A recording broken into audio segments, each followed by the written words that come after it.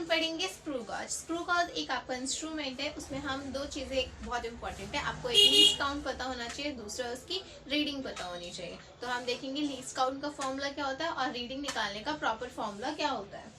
So let's begin. Least count निकालने का first formula होता है आपका पिच अपॉन में number of divisions on the circular scale. एक आपके पास सर्कुलर स्केल होता है और एक मेन स्केल होता है, तो दोनों ही रीडिंग्स को जब हम कैलकुलेट कर लेते हैं तो नंबर ऑफ पिचेस पता चल जाती हैं and the number of divisions on the circular scale. Circular scale पे कितने डिविजन्स हैं, आप जब इन दोनों को डिवाइड करोगे तो आपका लीस्ट काउंट आ जाता है। Next is your total reading. Total reading हम तब निकालते हैं जब लीनियर स्केल रीडिंग प्लस में सर्कुलर पिच रीडिंग को जब ऐड करते हो तो आपका क्या आ जाता है, टोटल रीडिंग आ जाती है। एंड कई बार आपको लीनियर स्केल रीडिंग की जगह पे नंबर ऑफ पिचेस गिवन होते हैं और नंबर ऑफ पिचेस भी अगर ना गिवन हो तो आपको कई बार लिखा होता है मेन स्केल रीडिंग। तो these three terms are exactly same, तो don't get confused. And circular pitch reading को आप निकाल सकते हो with the help of formula n into में LC। What is n? n यहाँ पर होता है circular scale reading, circular scale पे कितनी आपको रीडिंग मिल रही है, इनटू में लीस्ट काउंट जो आपने यहाँ से निकाला था पिच अपॉन में number of divisions on the circular scale. This is it. Hello guys, let's see the working principle of screw gauge. Screw gauge में basically दो scales होते हैं, one is your circular scale, another one is your linear scale. Circular scale में हमें number of divisions देखने होते हैं कि कितने divisions, कितनी lines इसमें हैं, और हम linear scale पे देखते हैं कि हमारा screw gauge अगर जब हम उसे ऐसे करके रोटेट कर रहे हैं तो 360 डिग्री रोटेशन होने पर ये कितना मूव करता है, अपवर्ड मूव कर रहा है या डाउनवर्ड मूव कर रहा है, डजंट मैटर, बट हमें ये देखना है पर्टिकुलर वन रोटेशन में वो कितना मूव करता है। जितना वो रोटेट करेगा वो आपको पिच देगा। This is your pitch. So let's see the question. Question में फाइंड करना है आपको लीस्ट काउंट, और उसने दिया हुआ है कि 100 डिविजन्स है आपके सर्कुलर स्केल में, एंड जब फुल रोटेशन होता है तो आपको मेन स्केल पर रीडिंग मिलती है 0.01 centimetre. So this is your pitch. तो हम देखेंगे least count is equals to हो जाएगा pitch 0.01 centimetre, number of divisions on circular scale is 100, so answer is your 10⁻⁻⁴ centimeter. Is this clear?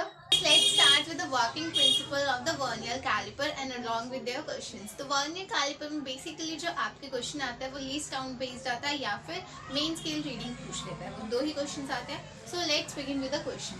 Question is saying that the 1 centimeter of the main scale of the vernier caliper. vernier caliper एक instrument है जिसमें उसने बोला है कि जो 1 centimetre of the main scale है is divided into the 10 equal parts. कितने पार्ट्स में डिवाइडेड है? 10 इक्वल पार्ट्स। लेट्स सपोज बहुत बड़ा सा आपका इंस्ट्रूमेंट है, उसमें आपने 1 सेंटीमीटर देखा, 1 सेंटीमीटर के अंदर उसने क्या बोला, 10 डिविजन है उस मेन स्केल के अंदर। तो मेन स्केल डिवीजन कितना हुआ, 1/10 ऑफ 1/10 पार्ट क्या हो गया, मेन स्केल डिवीजन की वैल्यू हो गई 1/10 centimetre. Is this clear or not? Let's see once more a time. इसने बोला 1 centimetre of main scale, 1 centimetre अगर हम मेन स्केल में देख रहे हैं तो वो डिवाइडेड है 10 इक्वल पार्ट्स में। तो मेन स्केल के अंदर जो डिवीजन है, एक डिवीजन है, 1 मेन स्केल डिवीजन किसके इक्वल होगी, 1/10 ऑफ द सेंटीमीटर के इक्वल होगी। That's right. नेक्स्ट उसने बोला if the 20 divisions of vernier caliper scale, अगर 20 डिविजन्स अगर मैं बात कर रही हूँ वर्नियर स्केल के अंदर, वो कोइंसाइड करता है with 18 small divisions of the main scale. This is the equation 2. Is this clear?